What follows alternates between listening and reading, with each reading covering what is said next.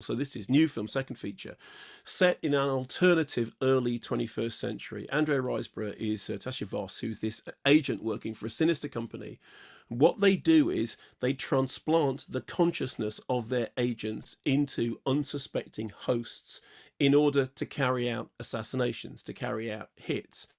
And Voss is somebody who is very, very good at doing this, and she seems to have done it quite a lot. But it's also a kind of dangerous profession, not least because it's, you're an assassin, but because when you come out of having possessed somebody, you have certain identity problems in kind of, just rediscovering your own identity.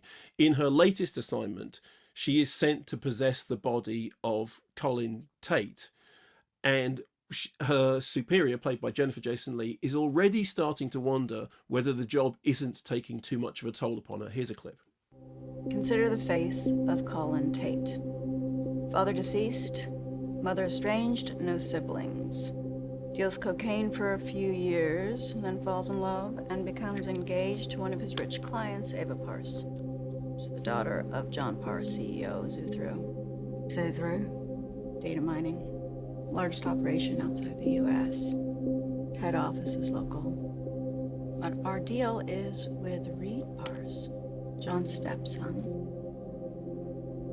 And what's the narrative? Well, imagine Colin Tate as the unstable lover who feels diminished by his new family. So that's the mission. So she has to have her consciousness transplanted into that of Colin Tate in order to be involved in a hit that has got a kind of corporate, backstory to it.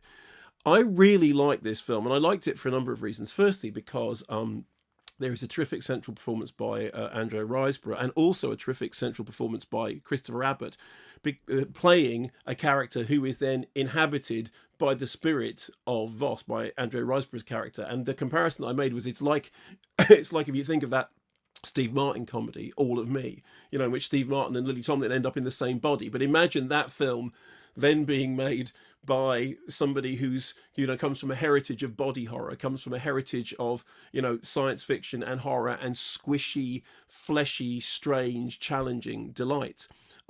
One of the things that I think the film does really well is it's got a brilliant visual design to it.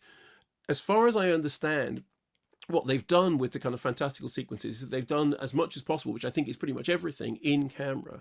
There is an awful lot of stuff which is done physically. It's physical effects, it's prosthetic effects. There is, and I should say this, a fairly large amount of gory violence in the film. So, I mean, if you're a horror fan, if, like me, you're somebody who has a real nostalgia for the squishy heyday of body horror in the 70s and 80s, and somebody who loved all those David Cronenberg films like Videodrome, and Scanners.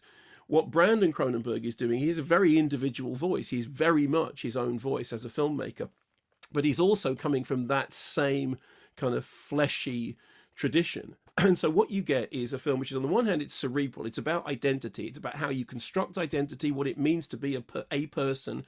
And if you transplant yourself into the body of somebody else, how much are you still you? How much do you start to become them? There are essentially two personalities fighting for control within this body. It's a film which is very much of its age, in as much as Brandon Cronenberg started writing it in the wake of the Edward Snowden revelations. And a lot of it is about surveillance culture, data mining, the world being run by corporations whose kind of surveillance culture goes beyond national boundaries. And on top of that, it also has an emotional impact, because it's a film about somebody whose job has affected them so badly that they have effectively lost their family, because they have become a danger to themselves and to their family. And then throw into that mix the fact that the film is gleefully gory. I mean, there are sequences in it that are just like, if you are somebody like me who thinks that, a really good, gory, properly physical, properly meaty, fleshy horror movie is a very particular pleasure. I was really delighted by it. Now, one thing that's interesting is it's definitely a film that kind of demands second viewing, because the first time round, particularly when it gets into the later stages, there's a very great amount of ambiguity about which character is which character, and who is doing what, and who's wearing whose masks. Again, that's another theme of the film, is to do with masks.